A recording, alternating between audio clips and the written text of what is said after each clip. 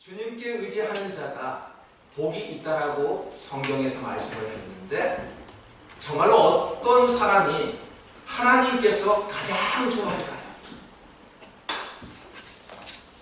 생각해 보시기 바랍니다. 어떤 사람이 도대체 하나님께서 좋아한다는 말입니까? 그런 질문이 마치 초등학교 학생이 질문하는 질문인 것처럼 느껴지지만은 굉장히 중요한 질문입니다. 어떤 사람이 하나님께 칭찬받는 사람인가? 왜 이러한 질문이 중요할까요? 하나님께 칭찬받고 하나님께서 기뻐하는 그런 사람이라는 것은 하나님께서 주시고자 하는 복받는 지름길이기에 하나님께서 좋아하는 사람이 되어야 한다는 이야기죠. 하나님께서 좋아한다는 그 자체는 하나님께서 복을 주시기 위함의 첫 시작이라는 얘기죠. 여러분, 다윗이 왜 하나님께서 인정받을 수 있을까요? 왜 하나님께로부터 다윗이 좋은 사람이라고 평판을 받았을까요? 다윗이 그렇게 완벽한 사람이 아니다는 것을 우리는 잘 알고 있습니다.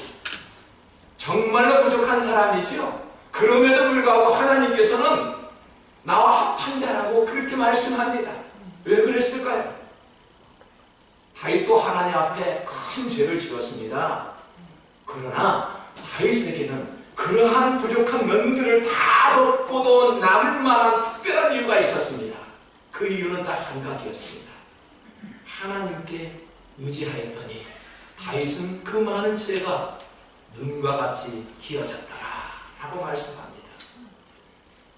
우리의 죄는 우리의 힘으로 덮을 수가 없는 것이지요.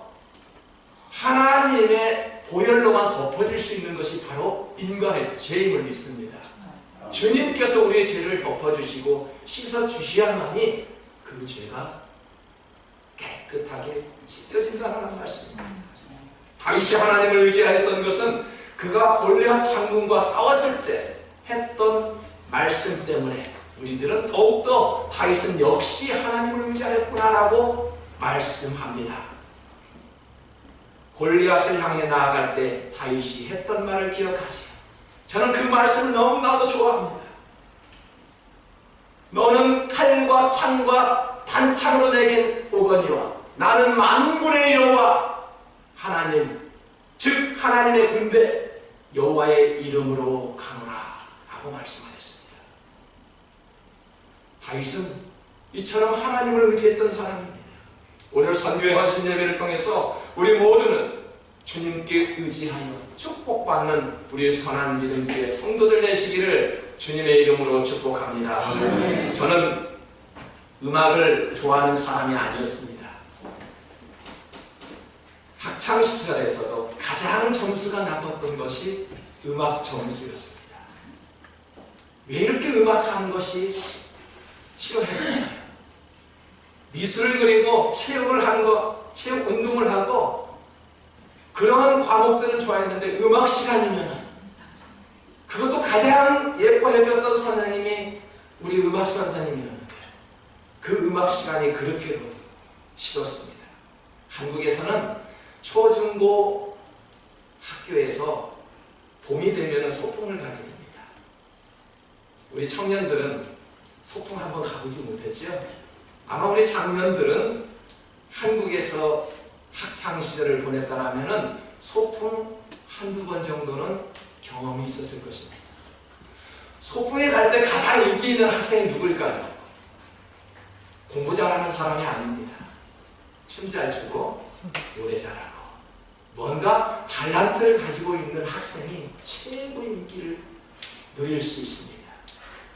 저는 소풍 가는 그날이 왜 이렇게 괴로웠는지 몰라요. 왜 그랬을까요? 노래를 할 수 없습니다. 한 사람씩 노래를 시켜봅니다. 그것도 키 큰 순서부터 먼저 노래를 시키죠. 가장 키가 크기 때문에 먼저 노래를 해야 됩니다. 부를 수 없습니다. 너무 부끄러워서 다른 곳으로 피해버리고 말지요. 숨어버립니다. 왜요? 노래를 시키면 나의 노래 실력이 들통이 날까봐 춤추는 자리에 나가지 않습니다. 노래 부르는 자리에 나가지 않습니다. 그런데 말입니다. 예수를 믿고 난 뒤부터 달라졌습니다. 왜 이렇게 노래하는 것이 즐겁지요? 왜 이렇게 찬양하는 것이 즐겁지요? 왜 이렇게 하나님 앞에 춤을 추는 것이 즐겁지요? 손을 들고 찬양하는 것이 왜 부끄럽지가 않죠? 여러분, 부끄러운 분들 계시나요? 하나님 앞에 찬양을 하고 하나님 앞에 손을 올리고 하나님 앞에 뭔가 나의 몸을 가지고 덩실덩실 춤을 추는 것이 부끄럽나요? 저는 예수를 믿고 난 후부터는 노래 실력도 춤 실력도 마음껏 보여드릴 수 있어서 너무나도 감사했습니다. 다윗이 사람들 앞에 노래를 잘하는 사람이 아니었습니다. 춤을 잘 추는 사람이 아니었습니다. 그럼에도 불구하고 다윗은 아름다운 곡조로 하나님을 찬양하고 있는 시편의 모습들을 한번 보십시오. 홀로 악기를 연습해서 사울 앞에 악기를 연주하는 그런 모습을 한번 보십시오. 블레셋의 언약궤를 빼앗길 때 어느 순간 언약궤가 돌아올 때 다윗은 많은 군중들이 볼 때 아직 내려가는 줄도 모르고 덩실덩실 막 춤을 추었던 다윗이었습니다. 하나님 앞에 우리가 뭔가 한다는 것이 부끄러운 일이 아닙니다. 하나님을 의지하는 자는 무엇을 선택할지를 잘 알고 있지요. 하나님을 의지하는 자는 어떻게 기도하고 어떻게 행동하는지를 잘 알고 있습니다. 오늘 본문은 어떻게 기도하고 어떻게 행동하는지를 잘 가르쳐 줍니다. 본문에서 한번 찾아보도록 하죠. 10절에 보니까 주의 궁정에서의 한날이 다른 곳에서의 첫날보다 나은즉 악인의 장막에 산 것보다 내 하나님의 성전 문지기로 있는 것이 좋사오니 라고 말씀합니다. 악인의 장막과 성전의 문지기라는 단어를 깊이 한번 묵상해 보시기 바랍니다. 대조적인 표현이 우리의 마음에 다가오죠. 하나님의 문지기, 성전 문지기, 그리고 악인의 장막, 대조적인 말씀입니다. 악한 자들의 집에서 사느니 차라리 하나님의 집에 문지기로 있는 것이 더 낫다라고 표현한 말씀이지요. 그런 의미에서 교회의 문을 지키는 안내자는 그런 안내하는 그 자리는 축복의 자리입니다. 아멘. 전도사님, 권사님, 안내하는 그 자리가 축복의 자리래요. 아멘. 우리가 생각할 때는 그래 문지기라는 그런 사람 천한 그런 자리라고 생각할지 모르지만은 정말로 성전의 문지기는 축복의 자리임이 분명합니다. 왜 그럴까요? 안내는 교회의 얼굴입니다. 교회의 간판입니다. 아무나 안내할 수 없습니다. 안내는 교회의 얼굴이라는 말이죠. 간판이기 때문에 그 위치는 굉장히 중요한 자리입니다. 그래서 표정을 잘 관리하는 것처럼 아름다운 말씨와 마음씨를 가지고 성도들을 맞이하지요. 아마도 교회에서 가장 인사를 많이 해야 할 분이 안내자들이 아닌가라는 생각을 봅니다. 말씨와 마음씨로 하나님의 문을 지키는 그런 복 있는 자리가 바로 안내하는 자리입니다. 악인의 장막은 쾌락을 위하여 가속할 수 있는 가속 페달을 가지고 있죠. 하지만 제어할 수 있는 브레이크 장치는 없습니다. 여러분, 여러분의 마음속에 가속할 수 있는 페달만 가지고 있고 마음속에서 무언가 제동할 수 있는 제어 장치가 없다면 어떻게 될까요? 저는 얼마 전에 우리 목사님이 제 자동차 브레이크 패드를 앞뒤 4개를 다 갈아주셨습니다. 정비사 자격증을 가지고 있기 때문에 그런 기술을 가지고 있더라고요. 또 다 달려가서 나도 갈아줘 그런 말씀 하지 마세요. 특별히 저만 갈아주셨습니다. 브레이크 패드를 보니까요 다 갈아더라고요.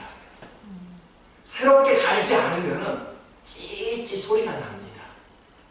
대부분 소리가 나기 전에 갈아야 된다라고 이야기하지요. 브레이크 패드를 갈지 않으면 그 자동차는 어떻게 될까요? 브레이크 페달만 잘 가지고 있다고 해서 되는 거 아니에요. 마음속에 있는 그 패드가 낡아버리면 아무리 브레이크 장치가 좋아도 그 보이지 않는 패드를 갈지 않으면 자동차는 제어할 수 없습니다. 우리는 나름대로 브레이크 패드를 가지고 있다고 생각하죠. 나도 뭔가 제어 장치가 있어 라고 이야기하지만 진정으로 내 마음속에 숨어있는 제동 장치가 낡아버리면 걷잡을 수 없도록 세상 속에 스며들 수 있다는 이야기입니다. 한마디로 마음껏 제멋대로 살아도 말리는 사람이 없다라는 이야기죠. 여러분, 말리는 사람이 없으면 어떻게 될까요? 나는 간섭하는 사람이 없으니까 좋더라. 우리 대학생들, 청년들 기숙사에서 살고 계시죠? 간섭하는 부모가 없으니까 좋다라고 이야기하는 것이 좋은 것이 아닙니다. 패드의 역할을 할 수 있는 부모들이 옆에서 일일이 간섭할 때 그 자녀는 행복한 자녀가 될 수 있는 것입니다. 간섭하지 않는 성도, 우리 목사님이 나는 결석을 해도 출석을 하지 않아도 간섭하지 않아. 그러니까 나는 신앙생활하기가 너무 편해. 그런 분 혹시 계시나요? 어떤 목사는 한 번만 나오지 않았더니 전화를 해서 왜 안 나오셨냐고, 무슨 일이 있었느냐고, 그런 물어보는 그런 브레이크 패드와 같은 그런 목사님 계시나요? 그런 목회자를 두었다라면 행복한 신앙생활을 하고 있다는 증거입니다. 저는 여러분의 브레이크 패드와 같은 그런 안전한 장치를 가지고 여러분을 제동할 것입니다. 그럴 때 여러분이 살아나는 것이지요. 내버려두면 낡은 패드를 가지고 있는 성도들을 가만두지 않을 것입니다. 강력한 브레이크 장치를 가지고 제동할 것입니다. 그것이 바로 사는 길입니다. 복받는 길입니다. 저는 음악을 좋아하는 사람이 아니었다라고 말씀드렸죠. 악보도 볼 줄 모르는 사람이었습니다. 그런데 말입니다. 어떻게 성가대에서 찬양단에서 10여 년 이상을 봉사할 수 있었을까요? 어느 날 찬양대로 봉사하고 있는데 우리 교회에서도, 섬기는 교회에서도 그 지역 찬양 발표회에 참여하게 되었습니다. 숭실대학교에서 찬양 발표회가 열리는데 우리 교회도 참석하였지. 중간쯤 어느 집사님이 나와서 색소폰 연주를 하고 있었습니다. 그 색소폰 연주를 듣고 제 마음속에 주시는 하나님의 음성이 들려왔습니다. 바로 저 소리야. 바로 저 소리야. 그 순간 저는 그 소리에 반해버렸습니다. 왜 이렇게 금관악기의 소리가 나의 마음을 울리는지, 그 곡조 있는 그 소리로 하나님을 찬송하는 그 소리에 저는 반해버리고 말았습니다. 맞아, 저 소리야. 내가 저 소리를 반드시 가질 거야. 아내에게 찾아갔습니다. 나 악기 배우고 싶어. 천국은 찬양만 한다는데 당신을 보니까 분명히 당신은 천국에 가면은 피아노 반주를 할 것이고 나는 아무것도 할 수 없을 텐데, 나는 음악도 모르는데 천국 가면은 한쪽에 구석에 있고 싶지 않아. 음악도 모르는 사람이 그 악기를 사들고 레슨 다녀 열심히 다녔습니다. 왜 이렇게 음악이 재밌는지 모릅니다. 정말로 재밌었습니다. 하나님을 찬송하는 데 사용하고자 하는 마음 때문에 즐거웠습니다. 악보가 보이기 시작하고요. 너무 즐거운 신앙생활이 이루어졌습니다. 정말로 사람은 선택을 잘해야 되겠군요. 여러분, 저 선택 잘했죠? 저 옆에 있는 지인이 카페를 했습니다. 카페를 했는데 저에게 이런 말씀을 하였습니다. 그 색소폰을 우리 카페에서 좀 불어줬으면 너무너무 아름답겠대요. 제가 뭐라고 대답했을까요? 아니라고요. 좀 돈을 벌고 싶어요. 색소폰을 불고 그러면은 뭐 한 번 불면은 이렇게 몇만 원씩 준다고 그런 이야기를 들었어요. 그런데요, 제 마음속에 이미 하나님께서 굳은 결심을 주셨기 때문에 저는 카페에서 불지 아니하고 지하철 역전에서 다른 교회, 작은 교회 가가지고 색소폰 찬양팀이 이루어져서 그렇게 선교 활동을 하고 다녔던 과거가 있었습니다. 참 선택 잘했지요. 아멘 안 하시는 거예요. 도대체 혼자 끄시는지 장모님이 아멘을 안 하시고 성도만 아멘 하시는 것 같은데, 이럴 때는 좀 아멘을 하셔야만이 제가 참 선택을 잘했다라는 생각을 가져봅니다. 여러분, 정말로 이처럼 선택을 잘해야 합니다. 저는 그때 하나님의 성전 문지기라는 말씀을 몰랐습니다. 오늘 말씀을 보니까 성전 문지기라는 단어가 그때 몰랐습니다.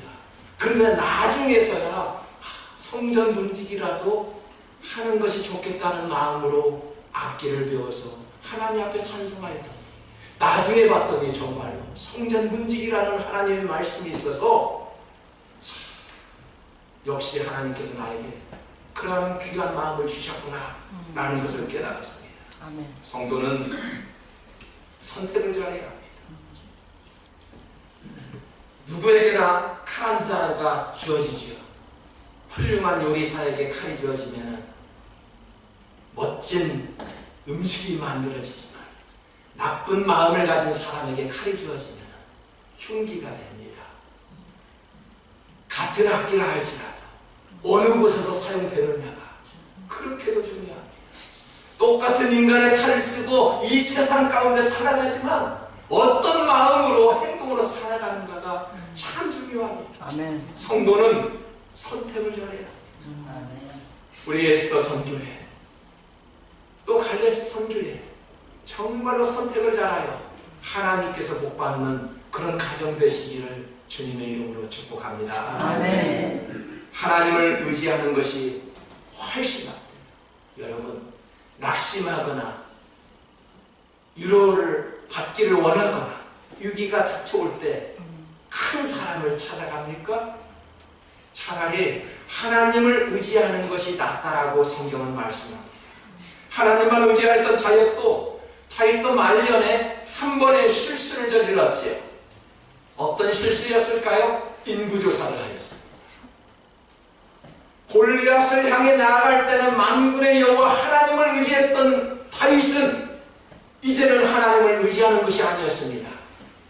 전쟁에 나가 싸울 수 있는 군사의 수를 세기 위해서 인구조사를 했던 것입니다. 우리의 생활 속에서 숫자나 계산은 매우 중요하죠. 여러분, 가족의 숫자가 몇이나 되죠? 중요합니다. 직장의 직원들의 숫자가 얼마나 되죠? 중요하죠. 성도들의 수가 얼마인지 중요하죠? 네, 중요합니다. 그런데 그것보다도 더 중요한 것이 무엇일까요? 가족들이 행복하게 살고 있느냐? 이것이 중요합니다.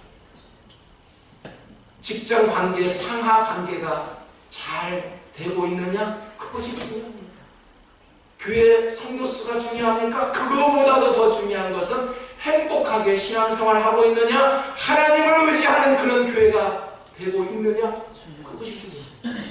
여러분, 인간의 잣대로 성경을 이해하는 부분이 한 구절도 없습니다. 제가 볼 때는 그렇습니다. 하나님의 마음으로 읽어질 때 은혜가 임할 수 있는 것이죠. 우리의 인간은 자꾸 숫자적인 계산을 하죠.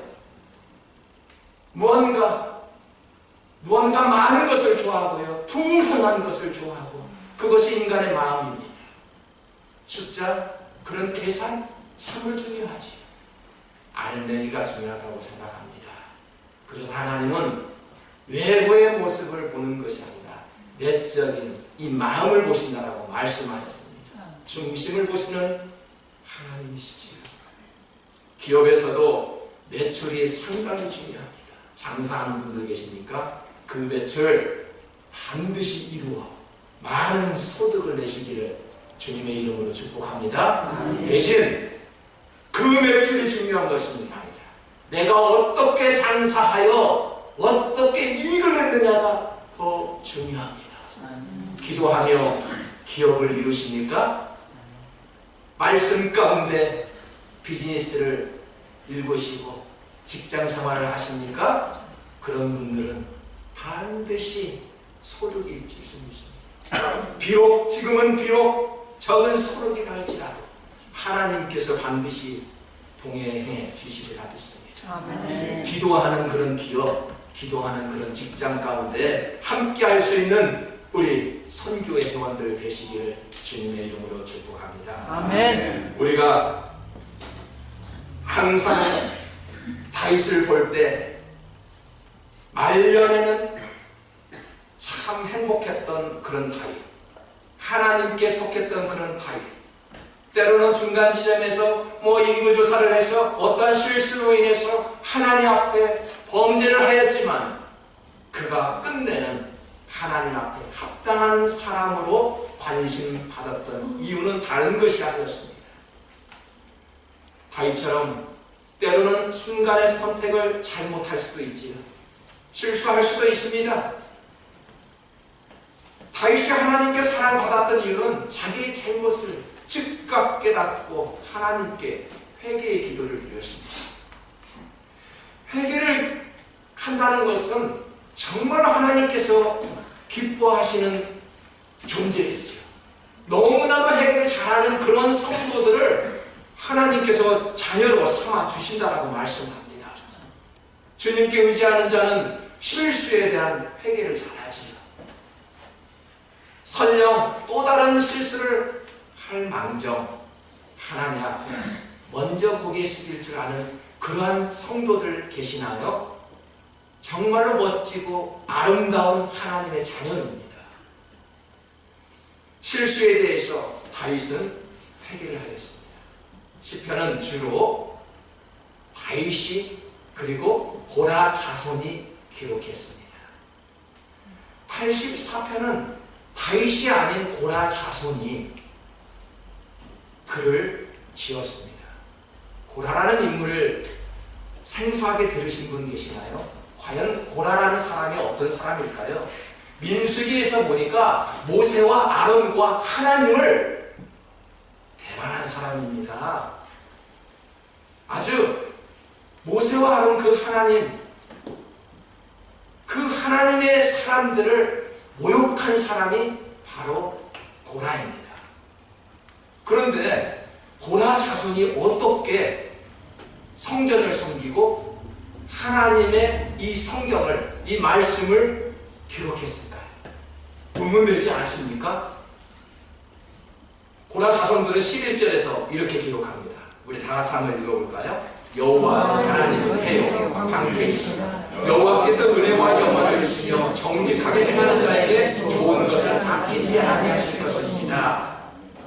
하나님 앞에 반역을 주도한 고라 자손은 지금 하나님의 백성이 되었고 성경의 기록자가 되어 하나님의 은혜를 누리고 있다는 말씀이거든요.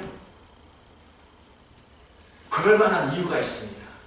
그들은 하나님께 반역한 고라 자손임을 만천하에 고백했습니다. 우리 자손은 하나님을 반역한 우리 조상들이라고 많은 사람들에게 알리고 말았습니다. 그리고 그들은 시편 42편 1절에서 이렇게 찬양합니다. 우리 다 같이 한번 찬양해 볼까요? 목마른 사슴 시내 물을 찾아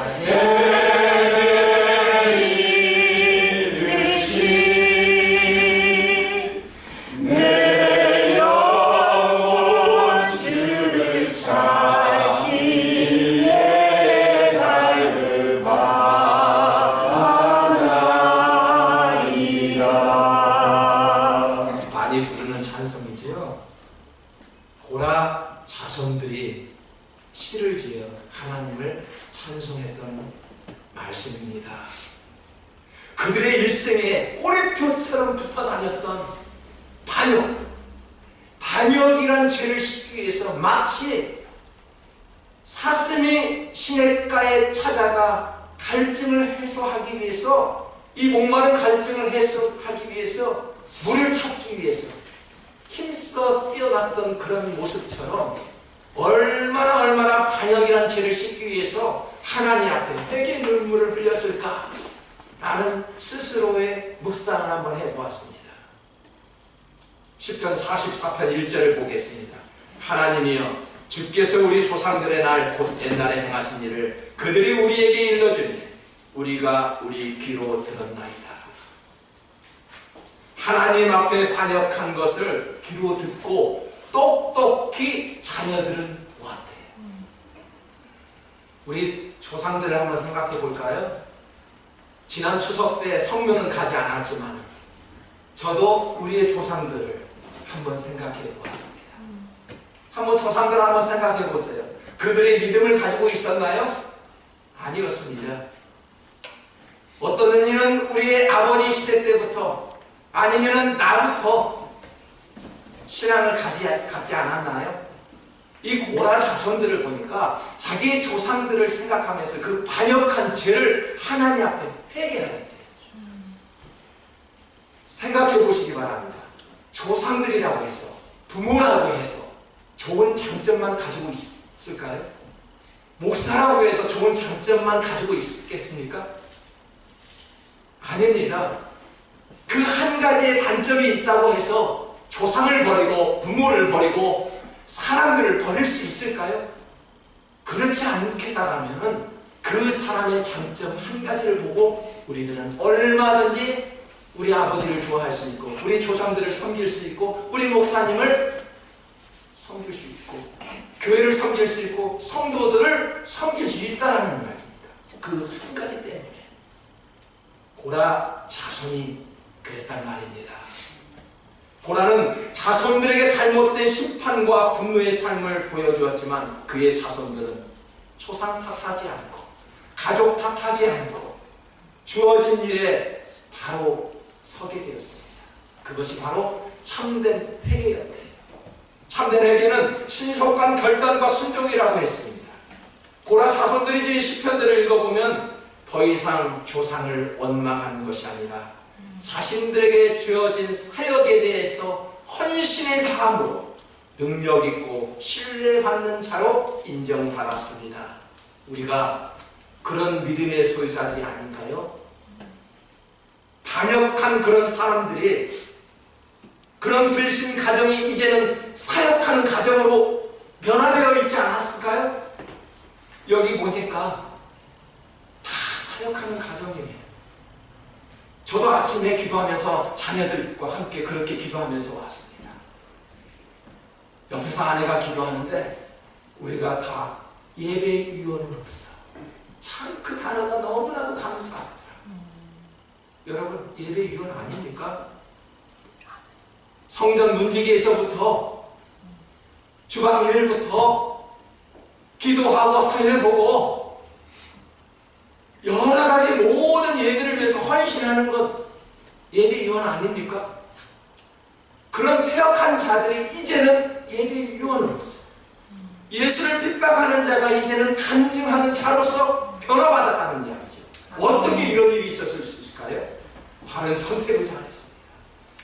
바른 회개와 순종에 따른 결과였습니다.